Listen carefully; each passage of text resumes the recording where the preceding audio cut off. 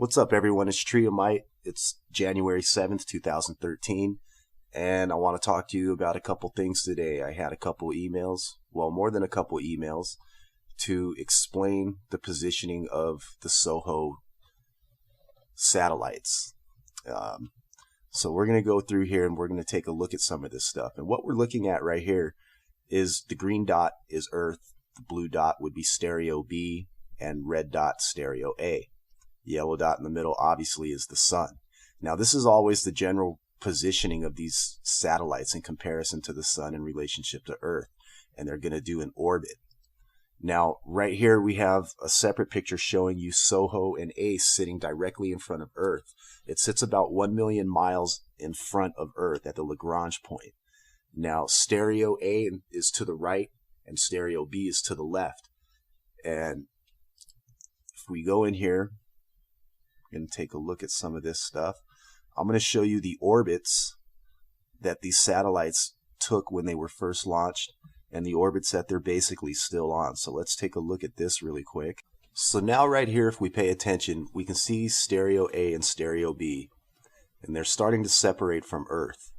Now this is where they're taking up their positioning in their synchronous orbit. And this is showing you over a 2-year period.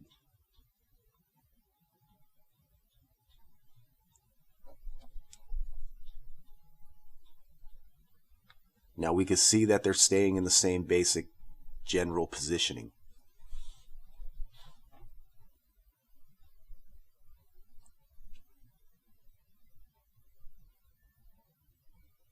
Stereo A to the right, stereo B to the left.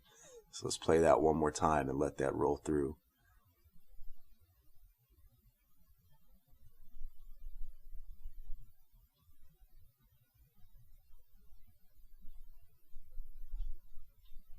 So by the time we get to December 2008, I believe the satellites have reached their synchronous orbit where they're going to remain. I'll do a little bit of checking and I'll see exactly where they're at as of this date.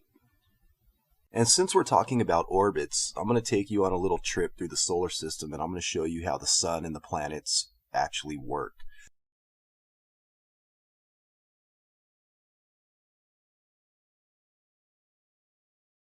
This is the current model of our solar system that we are taught in school, and it's completely dead on wrong because the sun is traveling at 600 miles per hour as it travels through the universe. It has a fixed orbit that it's going to follow, and it takes 200 million years for that orbit to make one complete rotation around the galactic center. So if we take this image right here that we have of the standard model that we use and that we're taught in school, and we flip it and we give it some forward motion, we're going to get a totally different view and understanding of how the solar system is actually working. So let's go ahead and do that really quick.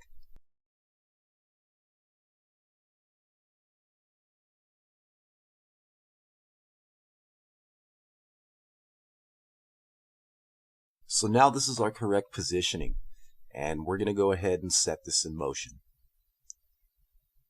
Now here we see the sun is traveling through the universe around the galactic center, and the planets are being pulled along by the gravity. So they're basically chasing or being pulled, whichever way you want to look at it. So as the sun is moving, we're doing a corkscrew motion around the sun as we travel around the galactic center.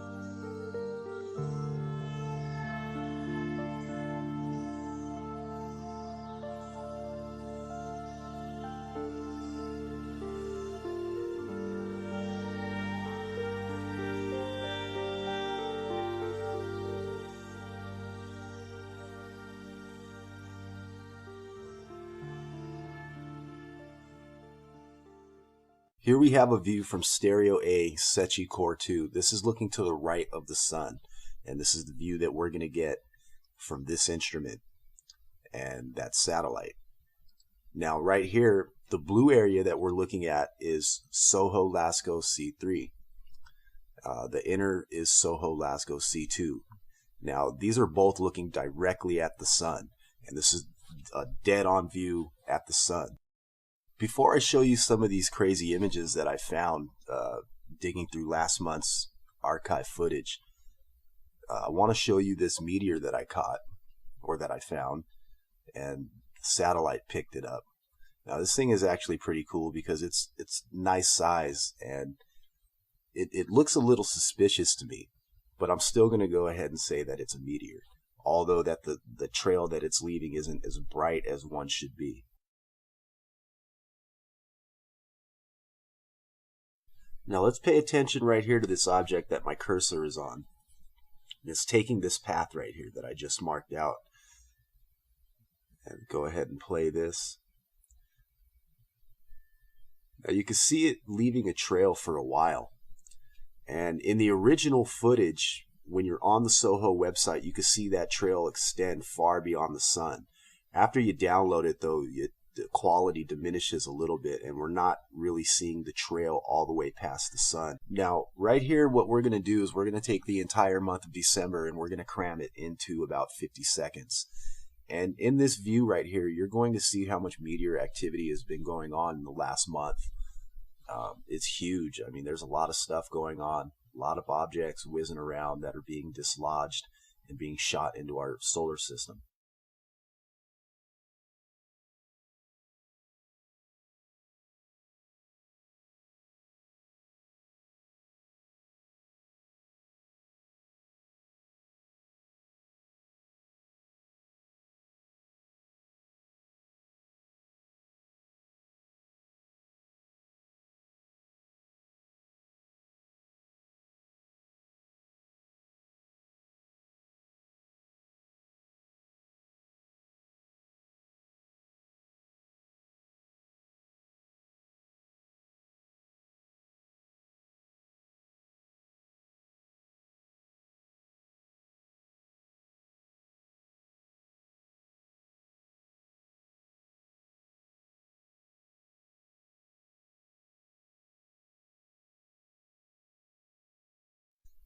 Now this object right here I'm calling Excalibur because it looks like a sword. Now if you take into consideration the distance of the satellite, the size of the sun, and the size of this object, and you take all three of these things into consideration, this is a huge object. This is very, very sizable. This is from December 24th, 2012. Now the next image we're going to look at is from December 8th and December 9th. There's two images here. Now this first image that we're looking at here is a small cluster, and I cannot identify this grouping. I cannot match this with any stars in any of my records or star charts or programs. I cannot match that up. Now the next day they're on the right side of the sun. Now here, when they're on the right side of the sun, I still cannot find any records that match up in this formation. I cannot find any groupings that match up, and that's kind of weird, because when you have the right equipment and the right programs and the right tools, it's not hard to identify any of these stars that are in the background, especially when they're in clusters like these. You should very easily be able to identify it, and I'm having a problem identifying it. So I have to label these as UFOs because I cannot identify them.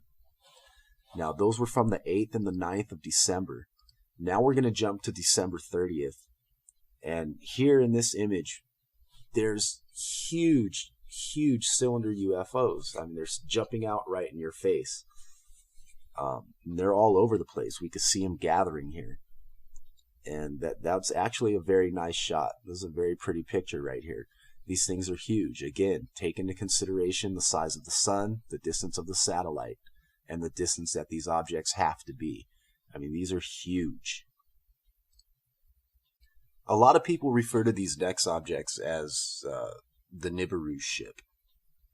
Now, these appear every now and then, and I'm trying to confirm whether or not they may be satellites, because they may actually be satellites, but until they are confirmed, to me, they're UFOs. They're unidentified.